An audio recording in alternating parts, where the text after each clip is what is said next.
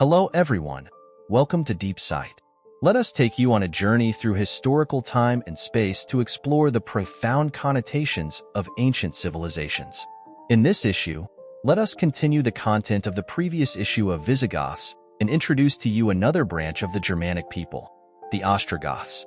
The rise of the Germans during the heyday of Rome was a process that took several hundred years.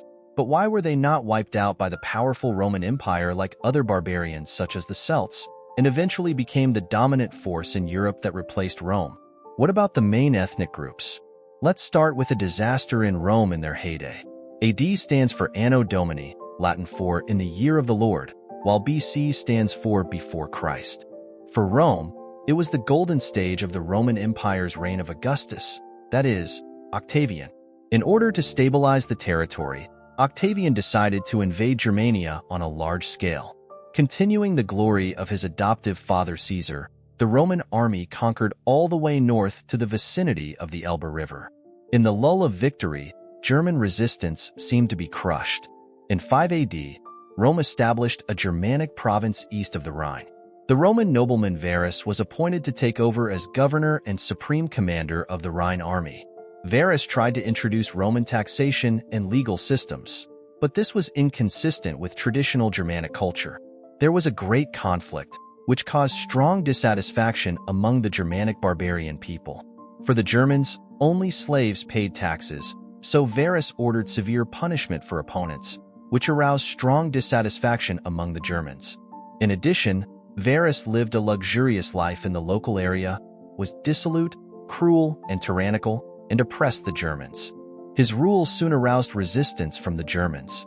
Finally, a large-scale uprising broke out in 9 AD. The Germanic resistance was united under the leadership of the Cherusei nobleman Arminius. Arminius himself had Roman citizenship, and he was also a knight in the Roman auxiliary forces. Here, he even gained the trust of Governor Varus.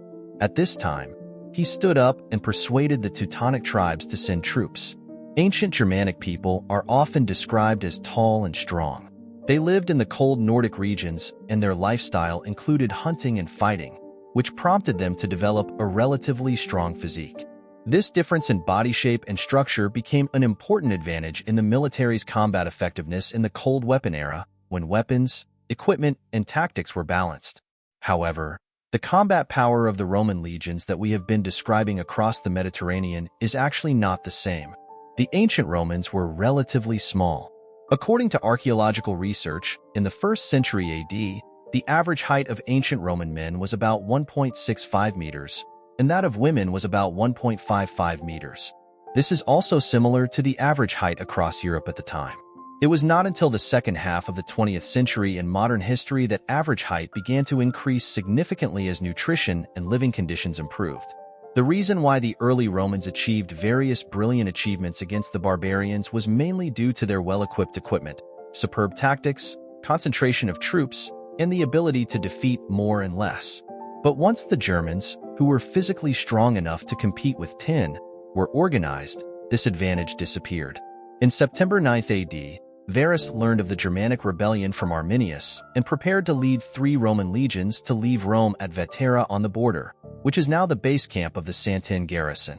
These 3 legions were Roman. The elites of the northern combat force were the 17th, 18th, and 19th legions. In addition, they also brought 3 teams of Roman allies and 6 auxiliary infantry teams, with a total of about 20,000 troops. They confidently believed that this would be a rebellion with great disparity in strength. Before this, Segestes had warned Varus not to trust Arminius. However, the foolish and arrogant Varus ignored the warning and resolutely went to suppress the rebellion and followed Arminius's leadership to pursue the enemy. Little did he know that this gullibility led him and the Roman Empire into a death trap. Teutoburg Forest, Teutoburger Wald, is located in the northern part of Lower Saxony and North Rhine-Westphalia in Germany. It is an outer part of the central highlands of Germany. It forms a long, narrow mountain range of 3 ridges, stretching from Paderborn in the south to around Osnabrück in the northwest. Varus, under the guidance of Arminius, led the Roman legions into the Teutoburg Forest. Arminius grew up in Rome as a Roman citizen and professional Roman soldier. He was well aware of the Roman army's combat disciplines and formations. Arminius chose the ambush location here, which prevented the Roman army from fully utilizing its ability to march and fight in forests and swamps. As a result, it became a lamb to be slaughtered. The Roman troops fought well in collective battles and had clear formations. However, in the terrain of the Teutoburg Forest, the Roman troops were forced to form long formations. The entire army was stretched into a long snake formation 15 to 20 kilometers long for the purpose of marching. The Germans, who waited for work, lurked in the forest, were good at hunting, and had excellent individual combat capabilities, used their familiarity with the local terrain to launch a surprise attack. The Roman army was completely divided and surrounded like a trapped animal, and then slaughtered one by one. Varus and his legions fought fiercely with the German army for 4 days in this environment. The entire army was destroyed, and Varus himself committed suicide. Arminius gave the head of Varus to King Marbod. When Augustus learned that Varus' incompetence had resulted in the annihilation of 3 Roman legions, he was so angry that he shouted, "Quintili Var, legions red? Varus, give me back my legions." This battle prevented the Roman Empire from continuing to expand into the Germanic areas and ensured the independent status of the Germans east of the Rhine. From then on, the Roman Empire and Germany were roughly bounded by the Rhine. From then on, no one in Rome dared to cross the Rhine and turn to expand eastward. The Germanic barbarians and the Roman Empire blended together for the next few hundred years. The Battle of Teutoburg Forest was a landmark event that not only changed the expansion strategy of the Roman Empire, but also had a profound impact on the future of the Germanic people. Today, in the southwest suburb of Detmold, North Rhine-Westphalia, Germany, the Battle of Teutoburg Forest Memorial Tower stands to commemorate this historic battle. The Ostrogoths and Visigoths are 2 branches of the Germanic peoples, and they have some differences. In terms of geographical location, the Ostrogoths lived in the area near the Black Sea, that is, modern Romania, Ukraine, and Russia. The Visigoths lived in the west, mainly in modern France, Germany, Spain, and Portugal. The historical background of the Ostrogothic Kingdom and the Visigothic Kingdom can also be traced back to the Great Migration of the Germanic peoples. At the end of the 4th century, the Huns who were killing all over Central Asia moved westward.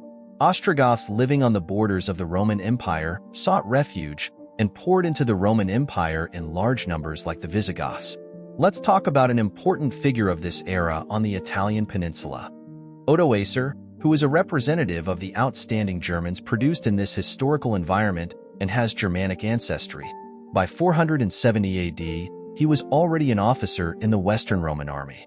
In 475 AD, Odoacer led his troops to rebel against the then Roman usurper Orestes and overthrew him the following year. In 476 AD, he was proclaimed king by the army and deposed Romulus Augustus, the last emperor of the Western Roman Empire. This event is traditionally considered to mark the demise of the Western Roman Empire. It is also the beginning of the Middle Ages. Odoacer claimed loyalty to the Eastern Roman Emperor Zeno, but in fact he controlled Italy. He conquered Dalmatia in 482 AD, defeated the Rugi in 488 AD, and finally recovered Sicily from the Vandals. Let's talk about another main character, Ostrogoth, Theodoric.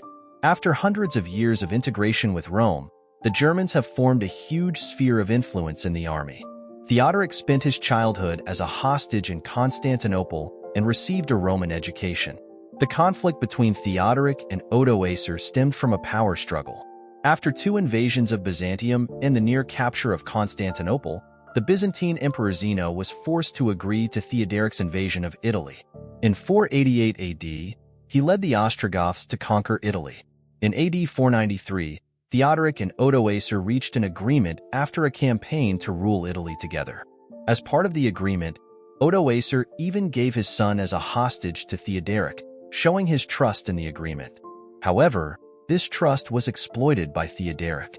At the Feast of Ravenna, Theodoric invited Odoacer to the banquet, and the latter attended unsuspectingly.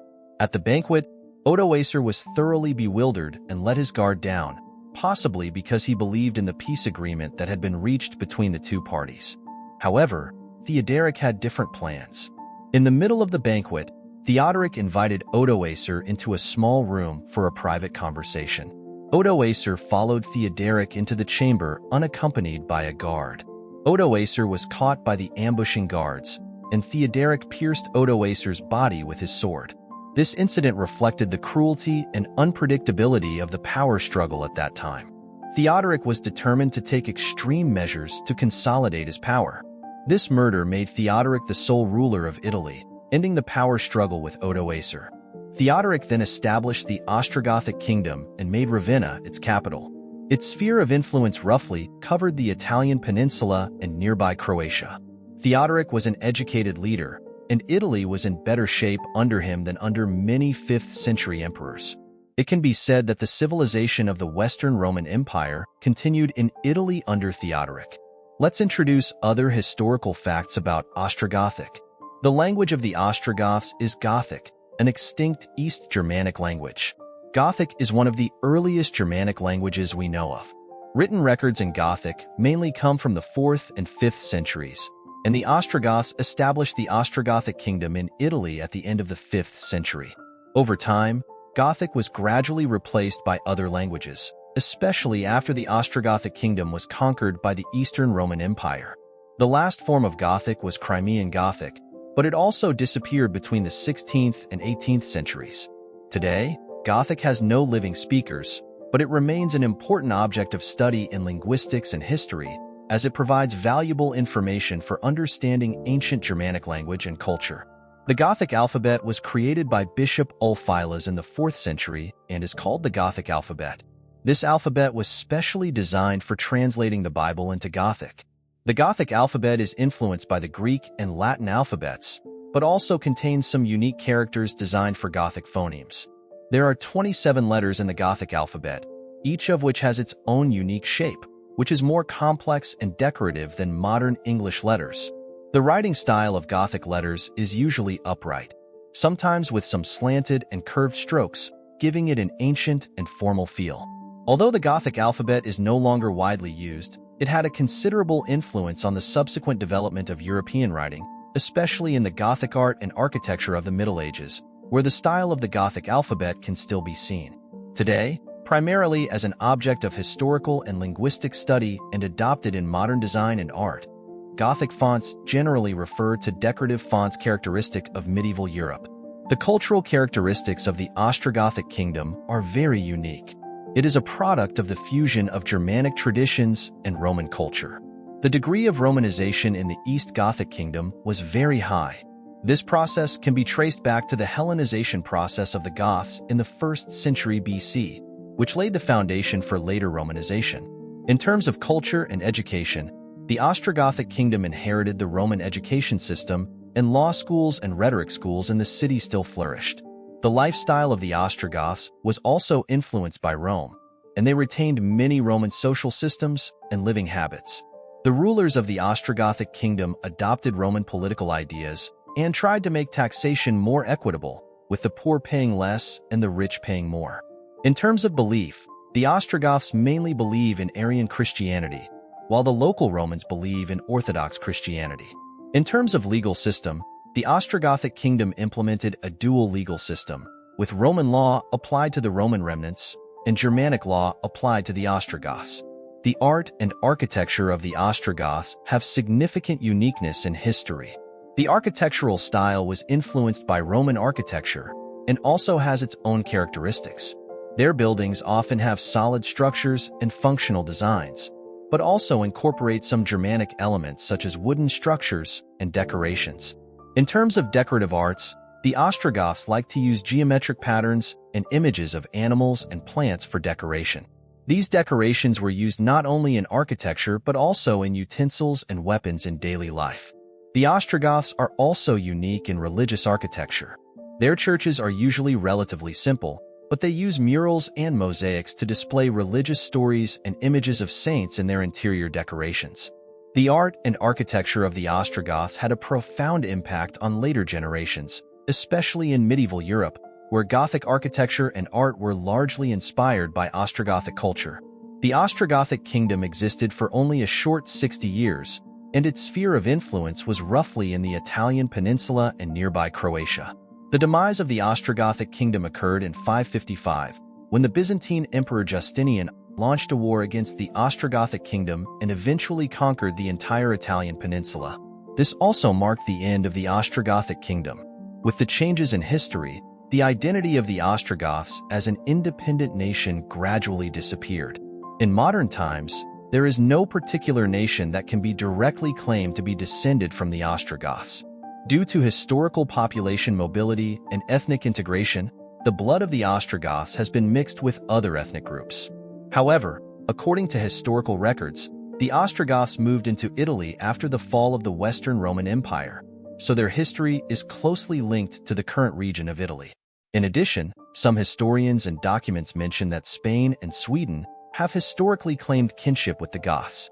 For example, Sweden did not remove the title King of the Goths from its king's title until the 1970s. But these are mainly identities based on culture and history rather than direct blood relationships. Dear friends, this is the content of our historical exploration in this issue. Thank you for watching. Let us gain insight into the distant past and foresee a bright future. See you next time.